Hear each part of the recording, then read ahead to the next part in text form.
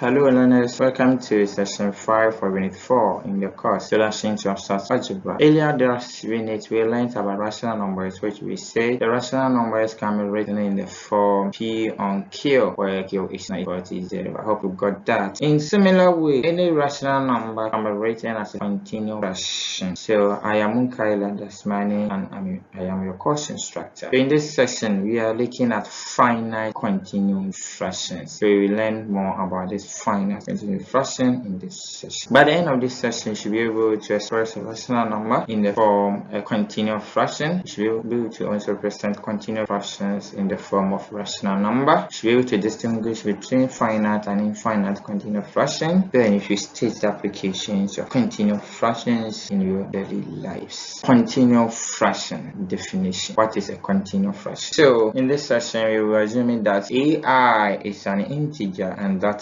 integer is actually greater than 0 for I greater than 1. And expression may or may not go on indefinitely. More general notions of continuous fractions have been extensively studied, but they are beyond the scope of this book or this course. In that instance, this tutorial, we are going to denote the continuous fraction displayed in the form A0, A1, A2, A3 up to AN, and that is a continuous fraction. It's in the form of this, that is A plus 1 on A1 plus 1 on A2 plus A3 plus up to infinity. That is every fraction can be written at this form. Every rational number can be written at this form. So let's look at the example. Evaluate 1, 2. So we're going to evaluate this continuous fraction 1, 2, and actually it was a fraction 3 on 2 that was able to write in that continuous fraction A0 and A1. So here you have 1 plus 1 on 2, and that is 3 on 2. So if I want to write 3 on 2, what do I do? 3 on 2, rise that. I do long division, I get 1, 2, remainder 1. In that instant, I can say that 3 on 2 is actually equal to 2 plus 1 on 2. And that is how it's been done. Continuous fraction. The next example, evaluate 3, 7, 15, 1, and 2, 9. So similar way, you have your A0, A1, A2, A3 in that order. And when you compute this one, you get 103,903 out of 53,102. And you use computer, you get this. So finite continuous fractions are very interesting. So we can actually write a rational number in that format. So when you look at this rational number, it actually looks like a certain approximation. Which kind of approximation is that? And this is also another similar example. We have 2, 1, 2, 1, 1, 4, 1, 1, 6. So when you use the continuous fraction approach, so you get this 1, 2, 6, 4 on 4, 6, 5, and approximately you get this decimal. So these two examples indicate a continuous fraction, and we can use to obtain or we can use to get a good rational approximation. So note that 27 we talk about in the previous example was pi, that's 3.14 in that order. And this example is exponential logarithm. So when you type exponential log on your calculator, what do you get? Finite continuous fraction. A finite continuous fraction is an expression of this, because finite goes up to the last number. So you can see all that example done, they are all finite continuous fraction, but the last one is actually none. Simple continuous fraction. A simple continuous fraction is a finite or infinite continuous fraction in which AI is an integer. So you can see all those examples you've done. So let's look at this. When I have A0, only A0, and then so the fraction is only A0. But when I have A0 and 1, so A0 plus 1 on A1, and I think you'll give it to me. When you find the LCM, you get this man. Similarly, A0, A1, A2, so and that's a continuous. So you get A0 plus 1 all on A1 plus 1 on A2, but it's finite. AN is known. You find the LCM, you get this man. Find the LCM, you get this man. Good. Let's look at example for finite continuous fraction. So A0, A1, that's A0, A1 and then A2. We put them into the finite continuous fraction definition. So A0 plus 1 on A1 plus 1 on A3. So that's finite. You know the last one. By simplification, you get 7 on 10. So this similar example, the same thing, you get 68 on 21. The same thing happened here. You get each on 8.5 is same as 1.6. So 1 plus 1, that's A0, A1, A2, A3, A4. So you have 1114. Good.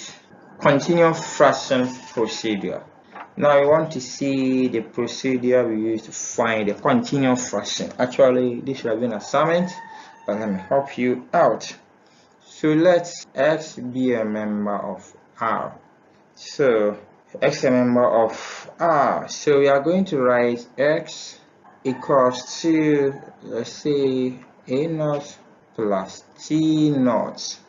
A0 plus T0, with A0 be a member of Z, and then the T is actually between 2 and 0. So example is when I have 3 on 2. So what do I get? I get 1 plus 1 on 2. So here we can say that A0 is 1, T0 is 1 on 2. So the T0 is actually a proper fraction, and every proper fraction is either 0 is between 0 and 1. The value for T0. So let's continue. If T0 is not equal to 0, for T0 not equal to 0, then what can we see? Then we can have 1 all divided by T0 is equal to A1 plus T1. And here A1 is an integer or natural number, and similarly T also is between 0 and 1. Between 0 and 1. That's T1 is actually between 0 and 1. Okay, so having established that, then we can go ahead. So we can say that T0 is equal to 1 all divided by A1 plus T1. Okay, so in that order, and we can simplify this as finite continuous fraction as, let's say, A0, A1, A2 up to the last term, AN up to AN. Okay, up to AN. So that is the finite continuum approach or the procedure. Good. So now let's use this one to find one example and see how best it is. So example 33, let's express 813 as a continuous fraction in the form as we mentioned earlier. So here, let's say x equals 813. Then what can we see? Once x equals 813, you do a long division approach, 3 divides. So you can say that this is equal to, let me continue here, 3 divides 82. Remember what? 2 on 3. So that is, using long division approach, we get this 1. So here your A0 is equal to 2, and then your T0 equals 2 on 3. So we find 1 on T0. So 1 on T0 is also equals 1 divided by 2 on 3. Then I get 3 on 2.